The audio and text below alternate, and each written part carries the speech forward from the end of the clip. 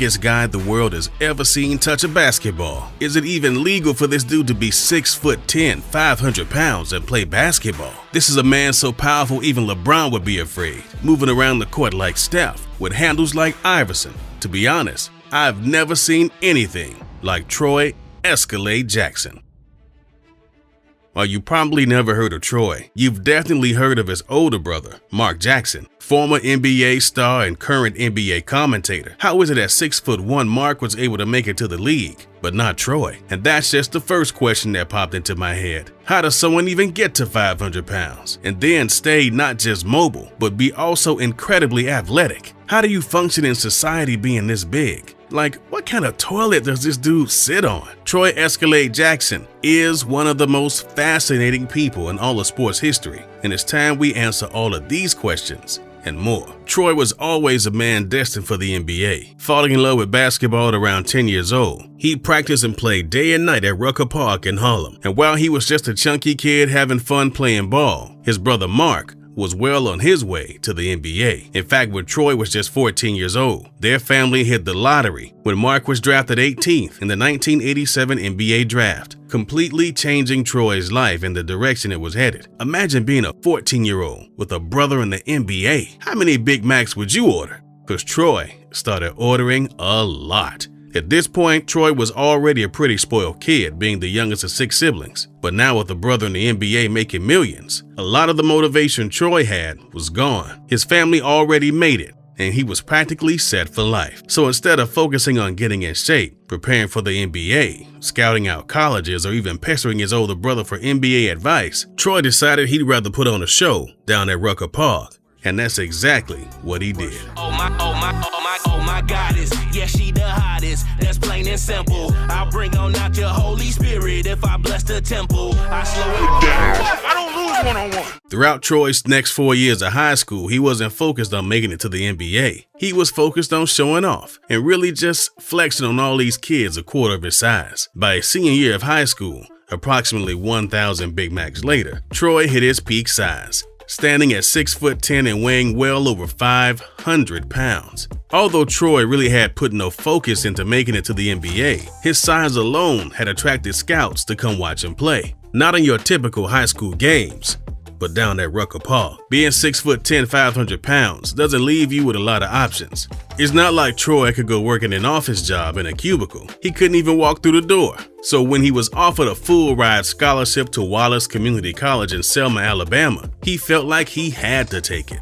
What else could he do other than make it to the NBA? Proving there was more than enough room for a 500-pound player in college, Troy performed well past expectations. While he wasn't playing at the highest levels of college ball, Troy's complete disregard for the multiple defenders on him solidified a long-term spot on the roster, finally catching the eye of a Division I school after he received all-region honors as a sophomore. Troy was approached with another full-ride scholarship to the University of Louisville. Under the supervision of legendary coach Denny Crum, Troy's scholarship was not without its conditions, essentially stating he had to replace the Big Macs with salads. Troy was expected to drop well below the 400-pound mark, a weight he hadn't seen since his early high school days back at Rucker Park. This, along with being placed on a team whose style of play was more structured than anything he had ever experienced before, Troy's production plummeted.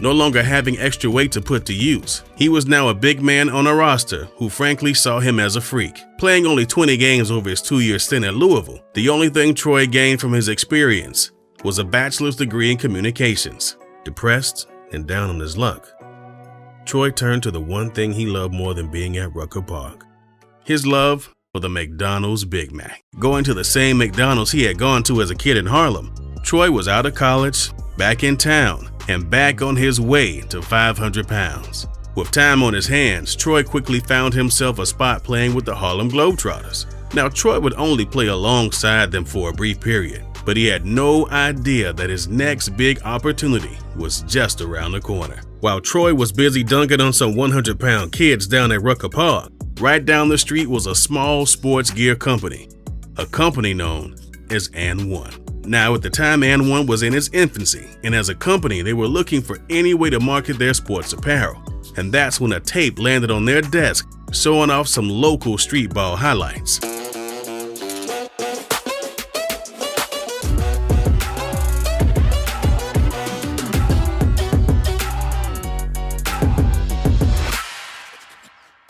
Quickly realizing the unlimited potential in New York's forgotten street ball legends, And-1 became known across New York not for their appeal, but for their street ball tapes. Starting out as a gimmicky tape, And-1 Mixtape Volume 1 was given out if you bought $100 of apparel, and people were quick to line up and down the street like this tape was a new Supreme drop. And-1 immediately realized they had struck gold here, organizing an And-1 tour that promoted the company's image, establishing rosters by season like any other formal league would. And-1 broke into significance after scoring airtime on ESPN in the early 2000s, which just so happened to be the time Troy Escalade Jackson jumped on the scene, making a crater-like impact that rose And-1 to national recognition. Troy's instant popularity amongst fans as the lovable giant made him a staple of the league's subsequent tours. Joining up with the team the same year as ball-handling legend and now YouTuber, The Professor, Troy found an unlikely friend in the 5'10", 150-pound point guard. With Troy's presence, And-1 quickly started expanding from New York to Miami, Philly, DC, and eventually across the nation. And-1's success is almost exclusively owed to the 500-pound ball-handling monster. And just like that, And-1 took the nation by storm, selling out arenas. Thousands of fans lined up eagerly to see just how Escalade could move up and down the court like a Ferrari. Reaching an all-time peak in popularity in 2005, Troy had done the impossible when he and The Professor made the cover of Sports Illustrated. A cover that historically was reserved for only the most legendary athletes was now dominated by someone who survived strictly off of Big Macs. As the biggest recorded player in history to pick up a basketball, Troy was easy to spot, and he impressed all who saw him. But as the years would go on, Troy became caught up in the image he had created for himself, the lovable giant. I mean, just to put his popularity in perspective, this is a guy who was more well-known playing in a discount league than actual NBA players.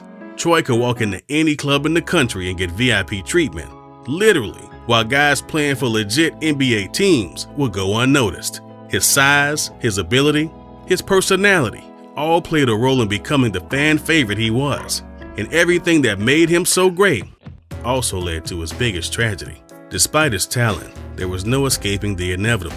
Growing older in age, Troy's weight issues came knocking. Of all his teammates, it would be The Professor that had noticed Troy's weight was no longer helping him in the same way it used to. Instead, it was now slowing him down. Worried about how Troy's weight was affecting his performance and ability to play throughout the season, The Professor tried nudging Troy into a healthier lifestyle. Failing to keep the weight off that he would lose during the summer, The Professor went to his brother Mark for help. Having always known Troy as the biggest kid in town, Mark wasn't surprised. Agreeing that Escalade was just always going to be Escalade, the two decided to just accept the fact that Troy just wasn't interested in losing weight. And how could he be? Troy's entire success story gravitated around the fact he was such a great baller at his weight, doing things no one thought possible. Placed in a position to double down and continue his career at his weight, or listen to his body at the risk of losing it all, Troy made the decision many of us would. After years of abuse, his body had finally reached a breaking point. In 2011, while in the middle of promoting an upcoming street ball tour, Troy unexpectedly died in his sleep at the age of 38. Having just passed his physical to play with the Ball Up tour, Troy's death came as a huge surprise to everyone but himself. Diagnosed with hypertensive heart disease, Troy's inability to lose the weight when he needed to had come full circle.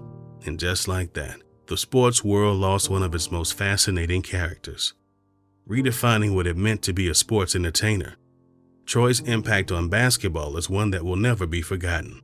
He was clearly a man with the connections, skill, drive, and talent to make it to the NBA and beyond. But at the end of the day, Troy followed what he truly loved until the day he died, being the lovable giant that really just wanted to entertain.